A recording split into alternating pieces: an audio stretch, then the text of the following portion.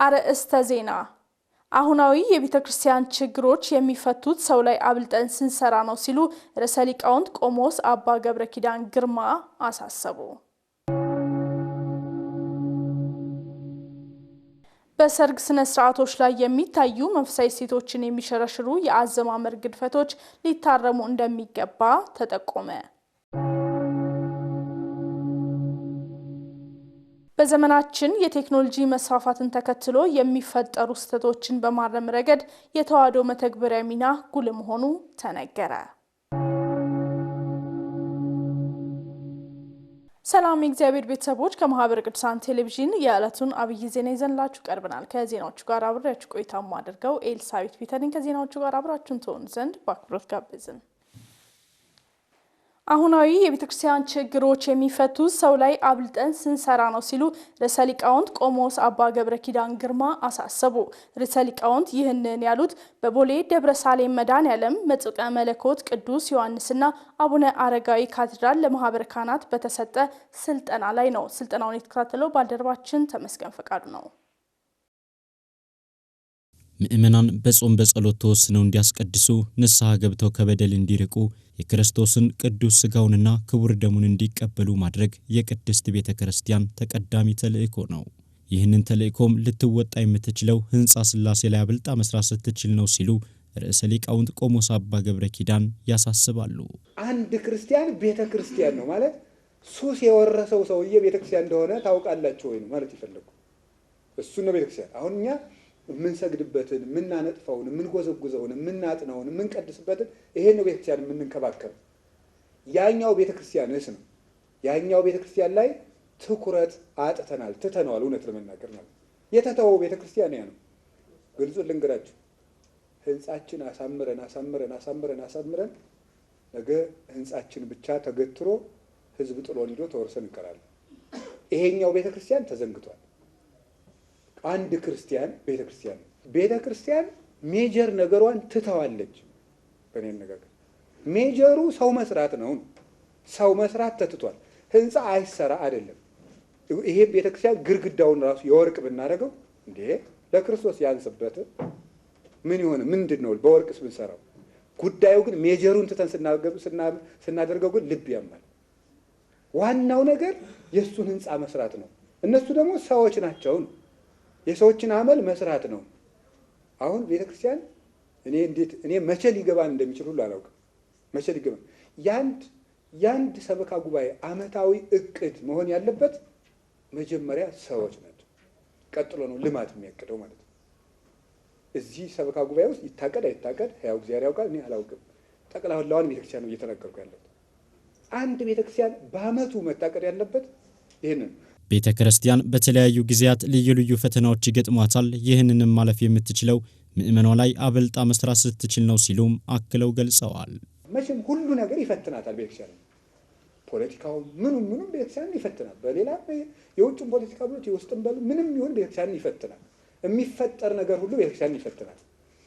ለዚህ አንድ ነገር ብትነግሩኝ እንዲያው የቤተክርስቲያን ችግር መፍትሄው ከየት ነው የሚመጣ ብትሉኝ ይሄ ሜጀር ላይን ላይ በማቀድ ነው።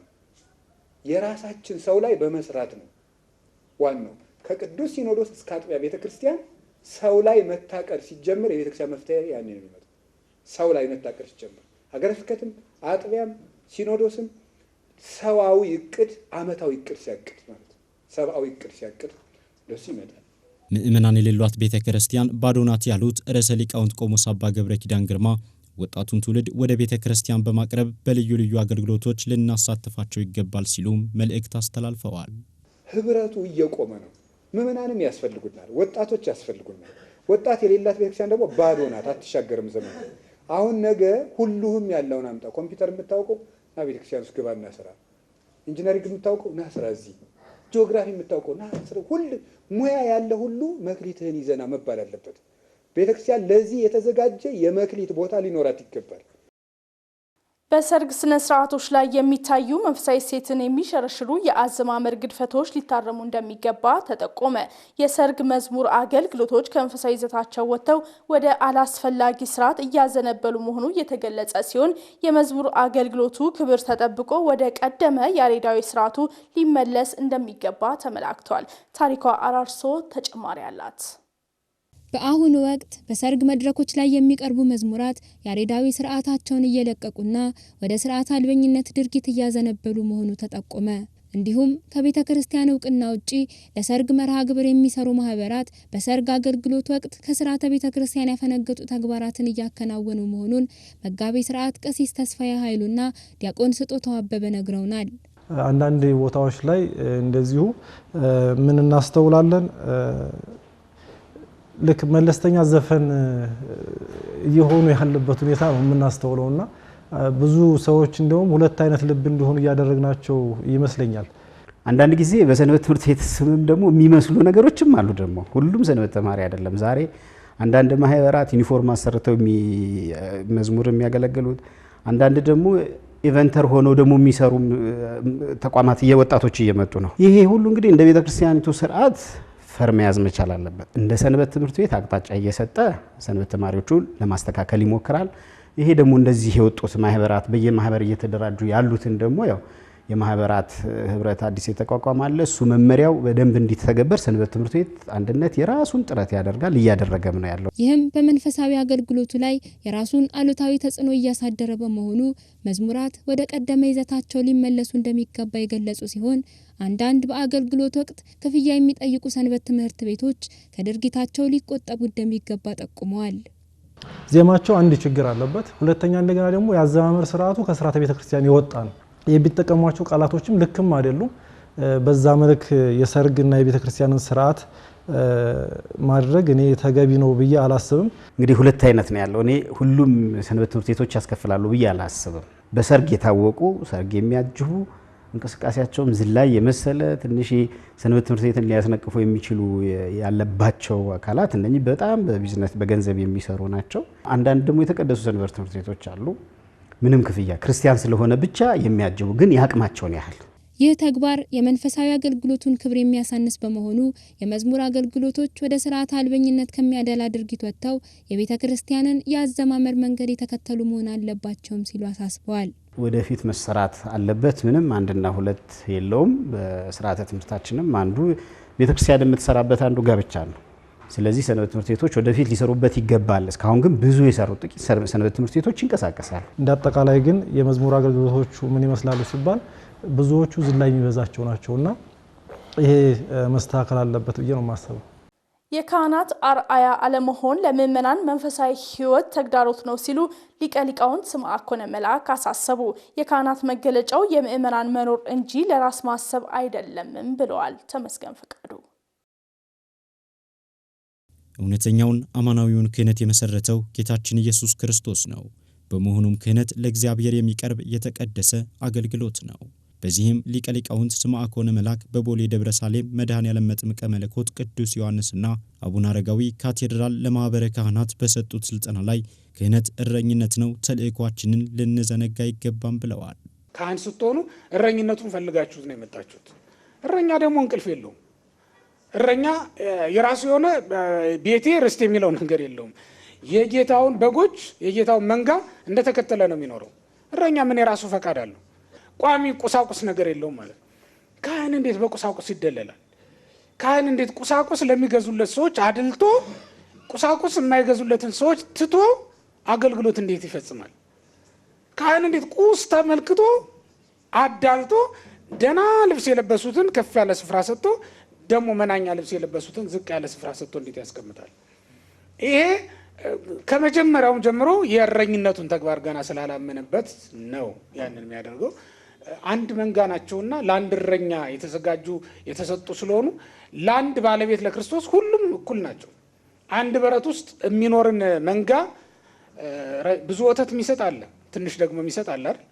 ሁሉንም ግን አስተካክሎ መመገብ መጠበቅ የእረኛው ኃላፊነት ነው ወይም ግዴታ ነው ማለት ነው። ሁሉንም እኩል ይጠብቃል። ምክንያቱም ከጌታ ሲሰጡት ተቆጥረው ነው የተሰጡት እና ክህነት እረኝነት ነው። ሌላ ነገር እንዳይመስላችሁ፣ እንዳትመኩበት፣ እንዳትኮሩበት። የሚያኮራ እንደው የራስ አድርጎ ሊቆጥሩት የሚችሉ ነገር አይደለም። የበጎች ባለቤትም እናንተ አይደላችሁ። አሁን እኛ እረኝነቱ ነበር የተሰጠን፣ ግን ባለቤትነቱንም የወሰድን ይመስለኛል። እና አሁን አልበን የምንጠጣቸው ገፈን የምንለብሳቸው ሆነዋል። አርደን የምንበላቸው ሆነዋል። ያውም እንደዛም ሆኖ እንኳን ብናደናቸው መልካም ነበር በእውነቱ ብናደናቸው። ምክንያቱም ገንዘብ እስካመጣ ድረስ አይ አንተ ደግሞ መቼ ያደርሳልና ነው ብለን ለቁርባን ያላበቃ ነሱ። አቤት ብዛቱ! ገንዘብ ካመጣ ምን ቸግሩ? በቃ ገንዘቡን ያመጣል፣ ይደፋል፣ ሰርቆ ያምጣው ምን ያምጣው የምናውቀው ነገር የለ፣ እንቀበለዋለን፣ ይሄዳል። በቃ ዓለምን ይዞራል እና ዓለም በእጁ ናት። እዚህ ቤተክርስቲያን ሲመጣ ስላየ ነው ብቻ እንደ ትልቅ ክርስቲያን ቆጥረን የምናኖረው በጣም ብዙ ነው ያለ። ልታድኑት ግድ ነው፣ እንደዚህ አይነቱን ልታድኑት ግድ ነው። እረኛ ማለት ልክ እንደዛ ነው። ሊቀ ሊቃውንት አክለውም የክህነት መገለጫው ለምእመናን መኖር እንጂ ለራስ ብቻ ማሰብ አይደለም ሲሉም ተናግረዋል። ግብረ ክህነት በራሱ ለሕዝብ መኖር ነው እንጂ ለራስ ፈቃድ መኖር አይደለም። በፍጹም የራስን ፈቃድ ካላወጡና ካልጣሉ ለሕዝብ መኖር አይቻልም። ክርስቶስን እስኪያስቡት ምህሮሙ አይደል ምንለው? ያ ምህሩን ይሉ ሕዝብ አይደለም የሚለው? በቃ አሳዘኑኝ ነው የሚለው። እንዴት ያዝንላችሁ እንደነበረ ተመልከቱ። አሁን እውነት ለመናገር የታሰረ ሰው እንኳን ለማስፈታት የቢሮ ሰዓት የምንጠብቅበት ሁኔታ እኮ ነው ያለው። ሌሎችም ነገሮች አሉ፣ እንዲህ አይነት ችግሮች አሉና እንደው ካህን ስንሆን የህዝቡን ጉዳይ መሸከም ነው። በቃ ባጭሩ ስለ ህዝቡ መኖር ስለሆነ ግብረ ሐዋርያት እንደዚያ ነው። ስለ ህዝቡ መኖር ግድ የሚለን እንሆናለን ማለት። የቤተ ክርስቲያን መሰረት ካህናት ናቸውና የካህናት አለመጽናት ምእመናንን ወላዋይነት ያደርጋቸዋል። ጸንተን ማጽናት ደግሞ ከእኛ ከካህናቱ ይጠበቃል በማለትም መልእክት አስተላልፈዋል። የቤተ ክርስቲያን መሰረት ካህናት ናቸውና እሱን መርሳት የለብንም። የካህኑ አለመጽናት፣ የካህኑ ልህሉህና ወላዋይ መሆን መሰረት የሌለው ቤት ያደርጋቸዋል ምእመናንን። የምእመናን ህይወት የተናጋ ነው የሚሆነው ከዚያ በኋላ። ይሄ አሁን በዚህ ዘመን የካህናት ህይወት የጸና ቢሆን በእርግጠኝነት የምእመናንን ህይወት ማጽናት በጣም ቀላል ነው። ችግሩ ምንድነው? ከመሰረቱ ነው የተናወጠው። እርግጠኛ ሆኜ ነው የምነግራችሁ። እናንተ ካልጸናችሁና ልህሉ ከሆናችሁ ልጆቻችሁ ሊጸኑላችሁ አይችሉም። ያ ማለት የምትመሯቸው ምእመናን ስጋውን ደግሞ ሊቀበሉላችሁ ሊሳተፉላችሁ በፍጹም አይቻላቸውም። እና እንደው በተቻለ መጠን ዓለም የሚያናውጠን እና ኃጢአት የማይውጠን ለመሆን ራሳችንን ማዘጋጀት ይኖርብናል። በንስሐ ልጆቻችንም በሌሎችም ምእመናን ዘንድ አባትነት መልክ አብነት የምንለው ማለት ነው። እንደዚህ አይነት መልክ ሊኖረን ይገባል። ካህናት በምእመናን ዘንድ የሚስተዋሉ ተግዳሮቶችን ታሳቢ ያደረገ የመፍትሄ ስራ ሊሰሩ እንደሚገባ ተጠቆመ። ምእመናን ከመንፈሳዊ ሕይወት እንዳይርቁ መጠበቅ እንዳለባቸውም ተመላክቷል ሲል ባልደረባችን ዲያቆን ኤርሚያስ ደባሱ ተጨማሪ ዘገባ አሰናድቷል። ተከታትለን እንመለስ። ምእመናን በመንፈሳዊ ሕይወታቸው የሚጸኑት እውነተኛ እረኛ ሲያገኙ ነው ያሉት የቦሌ ደብረ ሳሌም መድኃኔዓለም መጥምቀ መለኮትና አቡነ አረጋዊ ካቴድራል አስተዳዳሪ መላከ ገነት አባ ናትናኤል መላኩ ናቸው። አስተዳዳሪው አክለውም ካህናት በምእመናን ዘንድ የሚስተዋሉ ተግዳሮቶችን ታሳቢ በማድረግ ለመፍትሄው ሊሰሩ እንደሚገባ አሳስበዋል። ሁሉም አድባራት በዚህ አይነት መልኩ የስልጠና መርሃ ግብር እየተዘጋጀ ቢሰጥ ምእመናን ነፍሳቸውን ማትረፍ ይቻላል። የምትወላውለውን ህይወት እየወላወለ ያለውን ህይወት አቋም እንዲኖረው የማድረግ ሁኔታ ይኖራል። ዛሬ አሁን ሰው ተቸግሮ ነው ያለው። የፖለቲካው ነገር ይሄ የኑሮውም የምኑም በቃ ሰው ግራ ገብቶት ነው ያለውና ቤተክርስቲያን በዚህ ሰዓት ማጽናናት ያለባት ጊዜ ነውና በሰላም ጊዜ ብቻ ሳይሆን እንደው የምእመናኑን ግብሩን ብቻ አስራቱን ብቻ መፈለግ ሳይሆን በደንብ እንዲማሩ የማድረግ ስራ ቢሰራ ጥሩ ነው፣ በሁሉም አድባራት ማለት ነውና ይሄ ቢሆን ቤተክርስቲያን ውጤታማ ትሆናለች፣ ብዙ ነፍሳትም ይተርፋሉ። መላከ ገነት አባ ናትናኤል መላኩ አክለውም ካህናትን ማሰልጠን አሁን ላይ ለሚስተዋሉ ችግሮች መፍቻ ቁልፍ ስለመሆኑ ገልጸዋል። እኛ ስልጠናውን ስናዘጋጀው እንደው ዝም ብሎ ሰልጥነው ነበር እንዲባል አንፈልግም። ስለሰለጠኑ ይሄን ለውጥ አመጡ እንዲባል እንፈልጋለን። በመሰልጠናቸው ግንዛቤ በመያዛቸው በመጨበጣቸው ይሄን ለውጥ አመጡ እንዲባል እንፈልጋለን። ተጨባጭ የሆነ ለውጥ እንፈልጋለን። በመጀመሪያ እረኞችን በእውቀት በጥበብና በቅንነት ማስታጠቅ እንደሚገባ ያነሱት መላከ ገነት አክለውም በክርስቶስ ፍቅር የተሞላ ካህን በሄደበት ሁሉ ምእመናንን ያጸናል ሲሉ ተናግረዋል።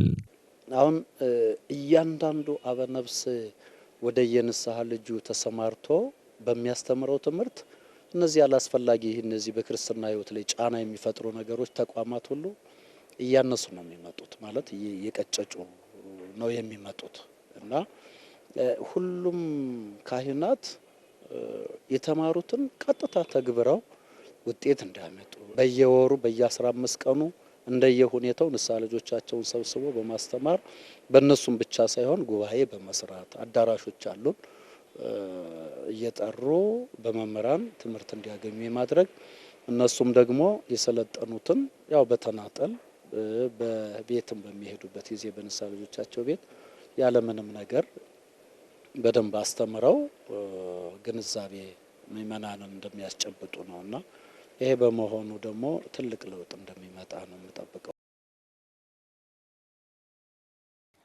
ተመልካቾቻችን ዜናዎቻችን እንደቀጠሉ ይገኛሉ።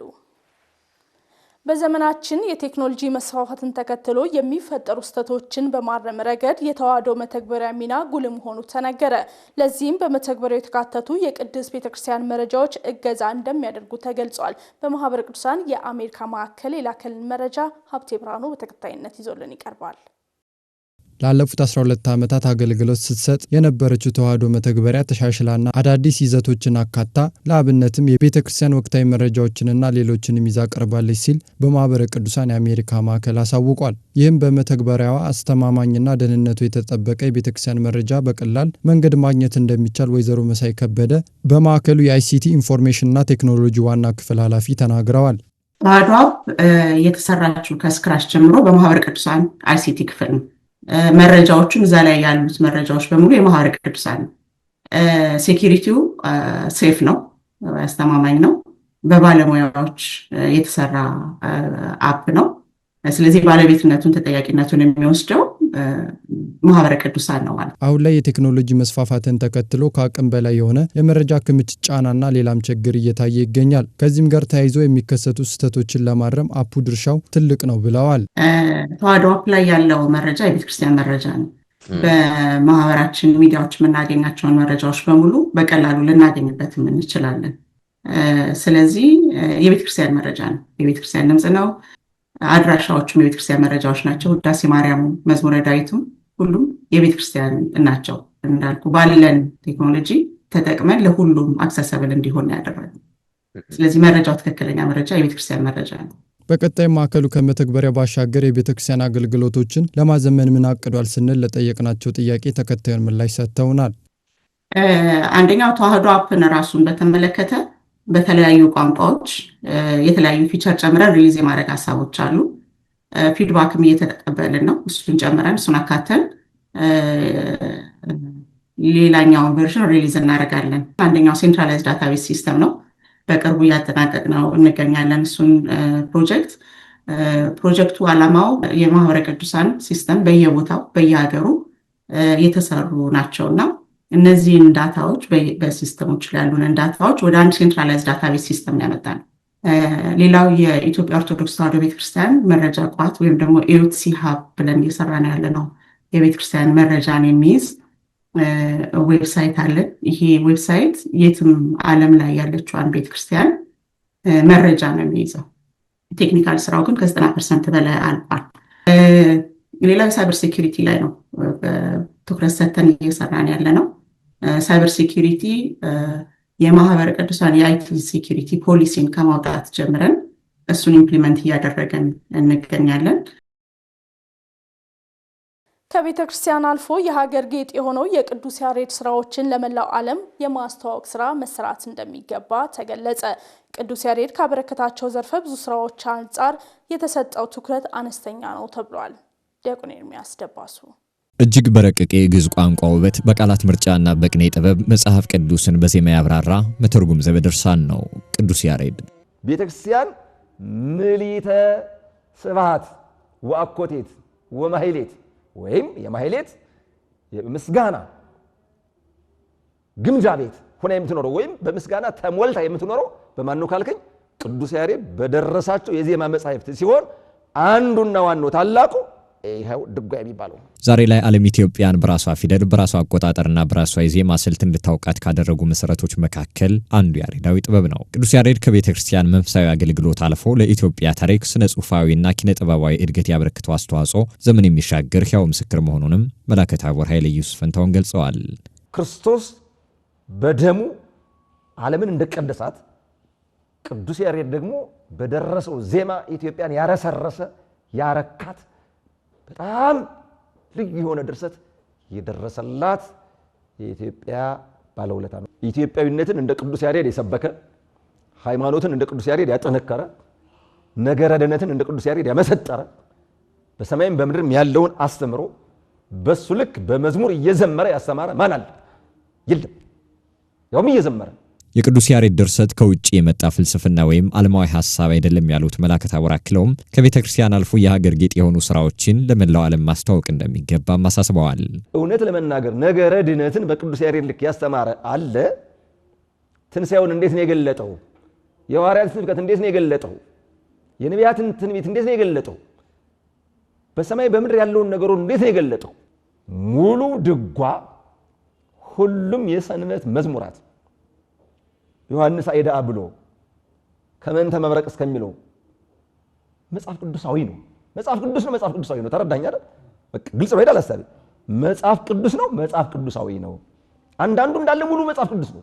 ሙሉ ነው ማለት በቃ ለምሳሌ አሁን የደብረ ዘይት መዝሙር ሙሉ ምንድነው? መጽሐፍ ቅዱስ ነው።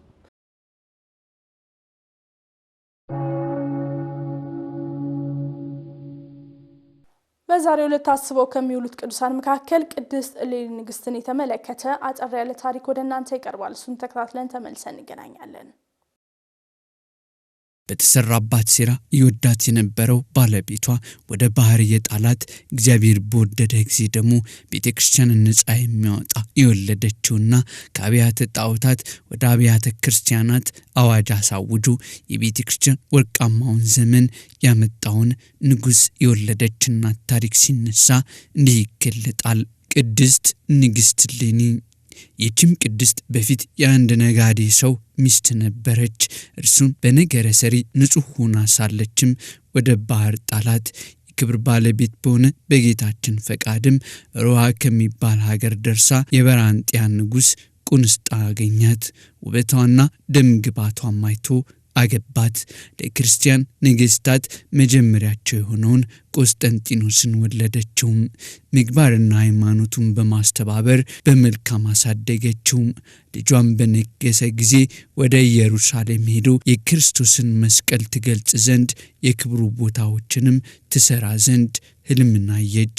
ይህንንም ለልጇ በነገረችው ጊዜ ከብዙ ሰራዊት ጋር ዳካት። በደረሰችም ጊዜ የክብር ባለቤት ስለሆነ ስለ ጌታችን መስቀል መረመረች። አዳኝ የሆነ መስቀሉንም ሁለት ወንበዴዎች ከተሰቀሉባቸው መስቀሎች ጋር አገኘችው። የክብር ባለቤት የክርስቶስ መስቀል የትኛው እንደሆነ ታውቅ ዘንድም በወደደች ጊዜ ከራሱ በላይ ይህ የናዝሬቱ ኢየሱስ የአይሁድ ንጉስ ነው የሚል በእንጨት ላይ የተቀረጸበት ጽሑፍ ያለው እንደሆነ የኢየሩሳሌም ኤጲስቆጶስ መቃርስ ነገራት። ከዚህም በኋላ ከእርሱ ምልክት ታይ ዘንድ ፈለገች። የሞተ ሰውም አግኝታ መስቀሎቹን በበድኑ ላይ አኖረች፣ አልተነሳም። ከዚህም በኋላ ሶስተኛውን መስቀል በላዩ ላይ አኖረች። ያን ጊዜም ምውት ተነሳ፣ ሃይማኖቷም ጸና፣ ደስታዋም በዛ። ከዚህም በኋላ ዜናቸው በመስከረም ወር 17 የተጻፈ በከበሩ ቦታዎች ውስጥም አብያተ ክርስቲያናትን ትሰራ ዘንድ ጀመረች። ለአባ መቃርስም ከከበሩ ቦታዎች ሁሉ አብያተ ክርስቲያናትን እንዲሰራ ብዙ ገንዘብን ሰጠችው። ከዚህም በኋላ ወደ ልጇ ተመልሳ የሆነውን ሁሉ ነገረችው። የከበረ መስቀል በመገኘቱም እጅግ ደስ አለው። ይህችም ቅድስት በጎ ገድሏን ከፈጸመችና እግዚአብሔርንም ካገለገለች በኋላ ለካህናትም ልብስና ቀለብ፣ ለአብያተ ክርስቲያናትና ለገዳማት ብዙ ጉልቶችና ርስቶችም፣ ለድሆችና ለምስኪኖችም እንዲሁ ከአሰራችና ከተከለች በኋላ በሰላም አረፈች። መላ ዕድሜዋም 80 ሆነ። አምላከ ቅዱሳን ከቅድስት እሌኒ በረከትና ምልጃ ጸሎት ያሳትፈን ለዘለዓለሙ አሜን። ተመልካቾቻችን ለዕለቱ ያዝነው አብይ ዜና እየተከታተላችሁትን ይመስል ነበር። ከዜናዎቹ ጋር አብሬያችሁ ቆይታ ያደረኩትኝ ኤልሳይቱ የተነበርኩኝ። ለነበረን የአብሮነት ቆይታ ከልብ በማመስገን ቀሪ መርሃ ግብሮች ወደ እናንተ መድረሳቸውን ይቀጥላሉ። ይቆየን።